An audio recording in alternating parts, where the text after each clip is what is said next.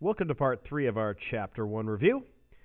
Starting with number 23, we're looking for the function that is the reflection of this function over the y-axis. So for reflections, for a y-axis reflection, we just find f of negative x. For reference, x-axis reflections are the opposite of f of x. But we're going to use this property to solve this problem. So f of negative x is equal to negative x plus 1. And that matches answer D.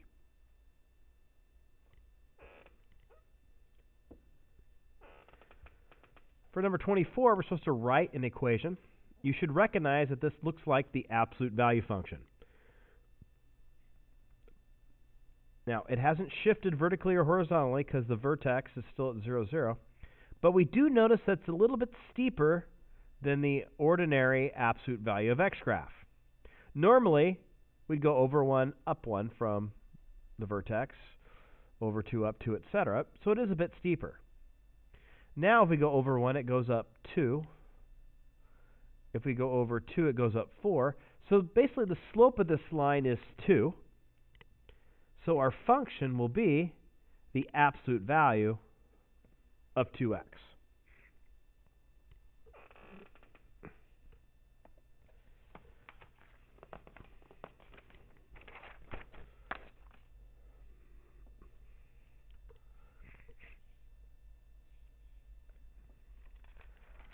For 25, we're going to need a little bit more paper. First, it wants us to find f plus g of x, which is simply f of x plus g of x.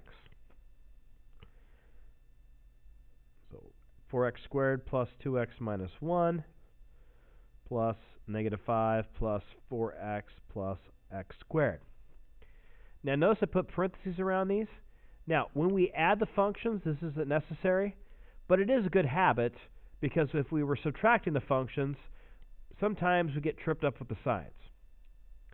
So combining like terms, we get 5x squared plus 6x minus 6. So that's f plus g of x. It also asks us to find f plus g of 2. So now we can plug 2 in for x here and here.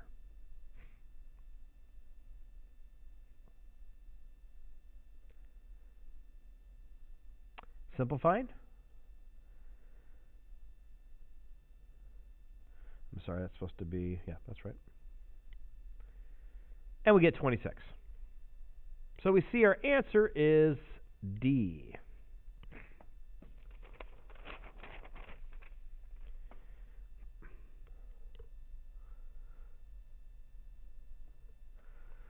For number 26, once again, find f plus g of x,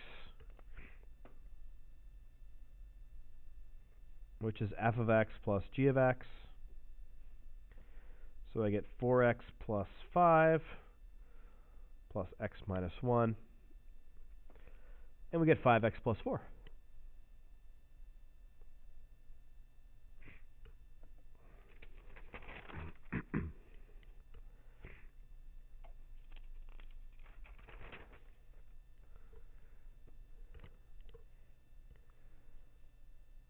Number 27, now we're trying to find the difference of the functions. So we're looking for f of x minus g of x.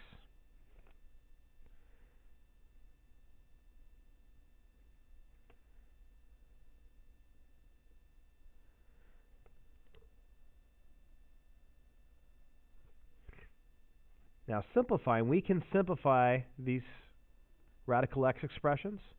2 radical x minus 1 radical x is just radical x. Negative 3 minus 2 is negative 5, so the subtraction of the two functions is radical x minus 5. Now, finding the domain, we need to look at these each individually, and we know that both of these must be greater than or equal to 0. So our domain is from 0 to infinity.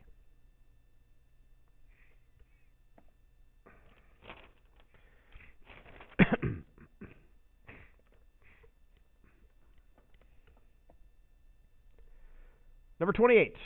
Now we're looking for the composition f a g of 7. So now I can take this 7 and plug it in for x into g. So that gives me f of 7 plus 5. Well, 7 plus 5 is 12. Now I take the 12 and I plug it in for x in the f function. So I get 5 times 12 plus 4, which is 64. The answer is C.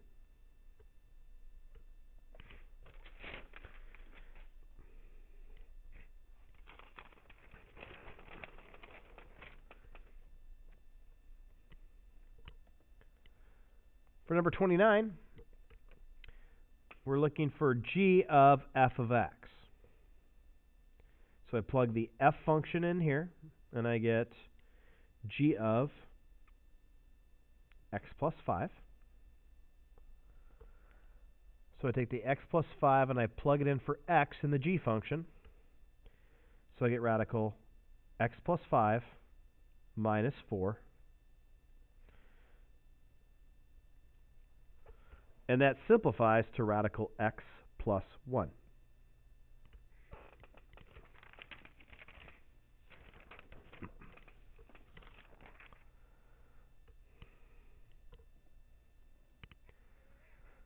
Number 30, find the inverse of the function. Well, we know that if xy is a point in our function, then the inverse function will have the point yx. So really we're looking for which of these functions swaps the x and the y values.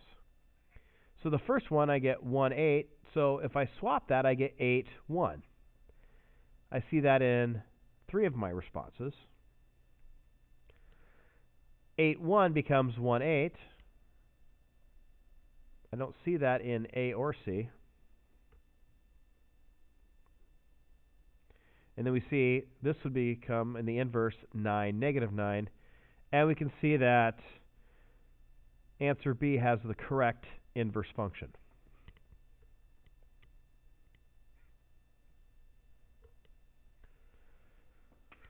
Number 31, are the following functions inverses?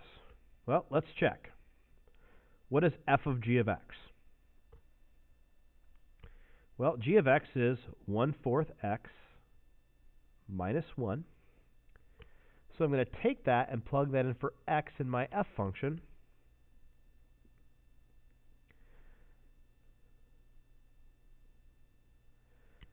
And I get 1/4 x minus 3/4.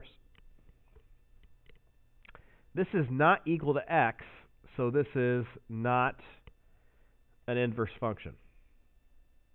So it says, if not, rewrite the second function so that it is an inverse of the first. So I take this, I'm going to rewrite it with y. Now to find the inverse, I'm going to swap the x and y variables. And then I'm going to solve for y, and I can do that by subtracting 1/4 from both sides of the equation. Y equals x minus 1/4. So the answer is B.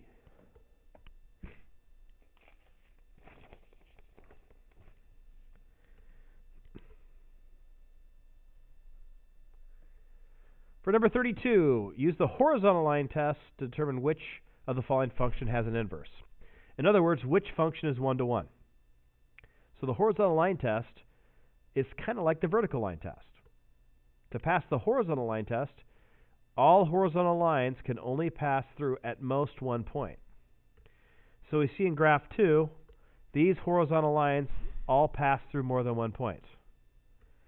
With graph 3, those pass through more than one point. But graphs 4 and 1 pass the horizontal line test. Therefore, those graphs have inverse functions. So the correct answer is C, graphs 1 and 4.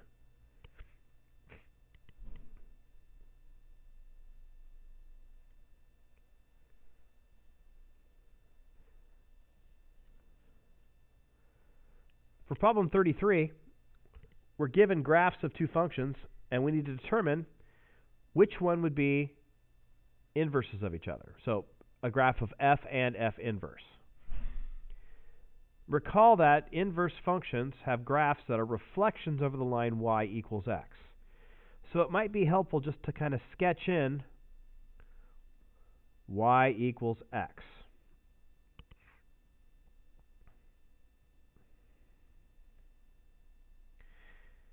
Now, which one is 2x minus 1? Well, this isn't 2x minus 1. That looks like x minus 2, so that's not correct. At B, is that 2x minus 1? Let's see, up 1 over 2. Okay, so this looks like it's the graph of 2x plus 1. But is this line a reflection over the line y equals x? And the answer is no, it's not. So it's not B. Now for C, neither of these lines are y equals 2x minus 1, although they are reflections of each other. So it looks like the answer is D. Notice I have the line y equals 2x minus 1, up 2 over 1, and they are reflections of each other over the line y equals x.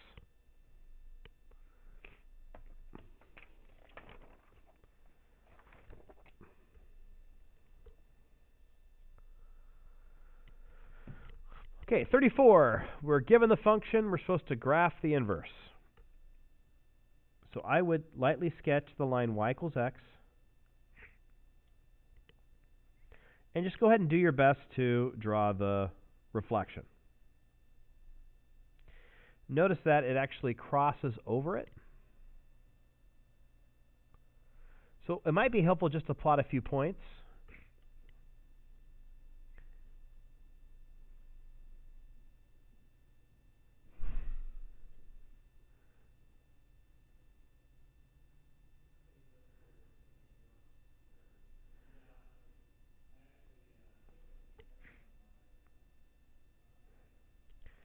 Okay, so that's a rough sketch of the first one.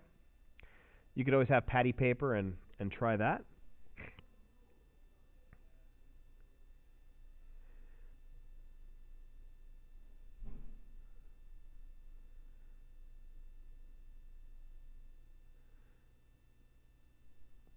Yeah, something like that. I'm not going to be too particular if I give something like this on the test.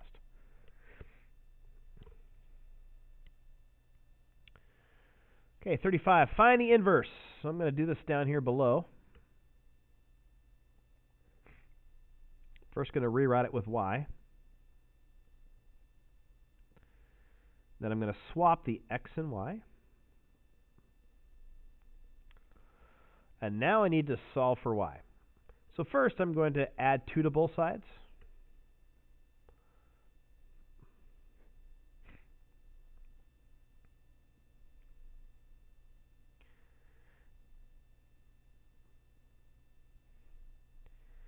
Now, to undo cubing, I need to take the cubed root. So I'm going to take the cubed root of both sides.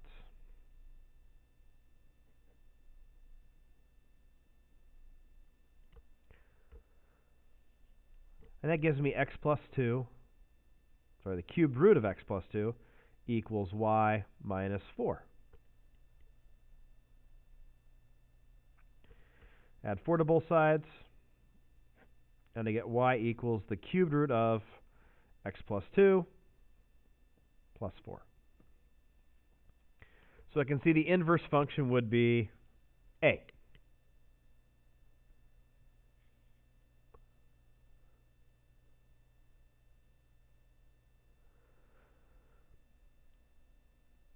Okay, last one.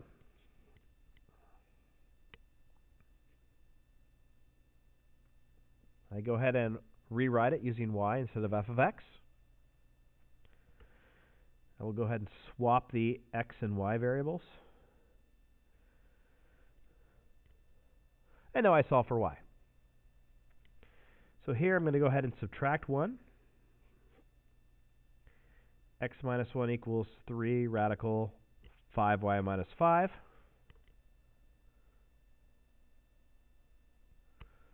Divide both sides by 3.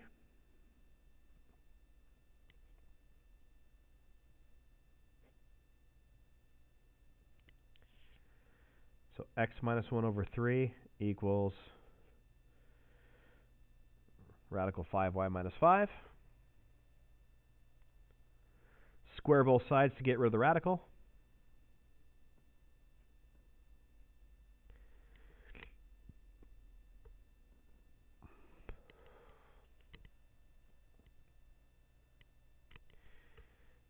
Add 5 to both sides.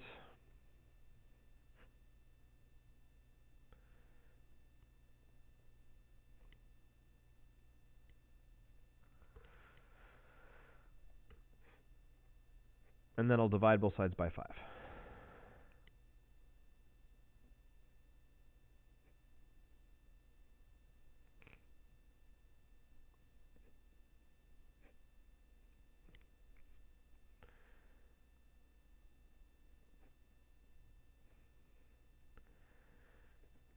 And there is the inverse function.